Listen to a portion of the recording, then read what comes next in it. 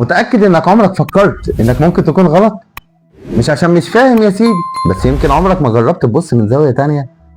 كل واحد فينا شايف الدنيا من عدسته الخاصة وفاكر ان هو صح، بس الحقيقة الصح نسبي، واللي انت شايفه ابيض غيرك شايفه رمادي.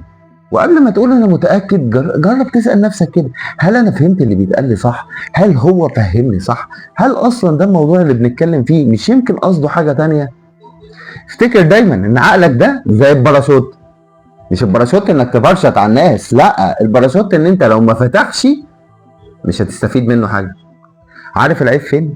العيب مش انك تغير رايك، العيب انك ترفض تغير رايك عشان مش عايز تطلع غلطان. طول ما انت عايش، طول ما انت بتتعلم، وطول ما انت بتتعلم لازم تكون مستعد تغير وجهه نظرك.